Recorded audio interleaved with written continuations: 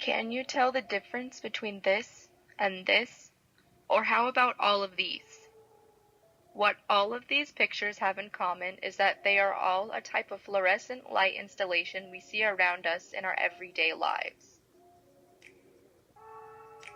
While some of them may be only viewed in art museums across the globe, there are other artists that take their work right to the outdoors. But for now, let's only focus on two artists in particular, Dan Flavin and Jung Lee. Both of these artists lived through different art movements and are trying to convey different meanings through their work. Yet there is a similarity between how they manipulate light itself as well as the environment around them to help it along. First, let's begin with the man who really knows how to light up a room. Dan Flavin was an American minimalist artist born in 1933 who lived to a ripe old age of 63 to 1996 in New York. Upon his return to New York after joining the United States Air Force in 1959, he finally began to study art and create pieces made from things he found on the street. And it wasn't until 1961 he sketched up some early ideas of electric light sculptures he's more famous for today. Flavin has created a plethora of light sculptures that range from taking up a whole room to smaller pieces mounted on the wall, and this piece in particular, titled Untitled 1984, is a great example of what his work actually is. Untitled 1984 consists of two 48-inch fluorescent tubes back-to-back mounted eye level in the corner of a room that projects both pink directly into the corner and blue onto the surrounding walls. To create pieces like these, he first does a preliminary sketch of his ideas and then searches for the perfect location that will complete the environmental factor for the finished installation. He is using these two powerful neon colors to paint and mix both of the colors on the walls around the piece, literally making them his canvas.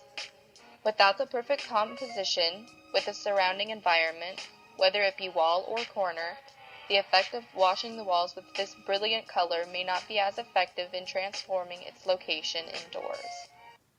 Now, what would happen if you took works like Flavin's and brought them outside? What you would get would be South Korean artist Jung Lee, who was born in 1972. Lee first began studying photography and English in London as her way of further understanding this foreign country she's never seen before. Her struggles with learning a new language and culture in London contributed to her later sculptural works that consist of photographing English words or phrases she heard from TV, written in outdoor locations around the world in fluorescent lighting. One of her more famous pieces, titled Day and Night No. 7, created in 2012, features a hodgepodge of fluorescent words like love, God, death, and many, many others, floating in the different directions that cast their illuminated and blurred reflections over a still body of water. She realized throughout her education that words can't say everything, and language is often a trap.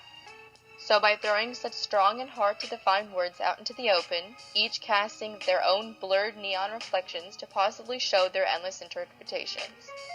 Despite the fact that both of these artists present their works in completely different settings, they share some things in common. First things first. Obviously, these two works are both made with fluorescent lighting, but there's more to it than what they're made of. Both Flavin and Lee manipulate the setting they've carefully chosen with the lights they use, and without the perfect setting, the effect might not have been the same. Lee herself states in an interview, "I keep imagining and stretching out what the story will become when I place that sentence down in different spaces. And so I wildly keep searching until the scene I have envisioned from deep down emerges." This shows her dedication to finding a perfect place to install her piece that can add to its story. Flavin has the same approach in a sense that he painstakingly designs each sculpture for the perfect spot in a gallery and then goes searching for it. If either of them hadn't chose the locations they did for these two pieces, Flavin might not have effectively painted his neon colors so expertly onto the gallery walls, and Lee might not have deepened the meaning of her cloud of words. In conclusion, the fluorescent lighting we see today on the streets are meant to advertise, emphasize, and magnify our culture. Yet artists like Dan Flavin and Zheng Li have this magnificent ability to take something so simple and turn it into this complex combination of composition and meaning. No matter if it's inside or outside, fluorescent lighting really does wonders to the world around us.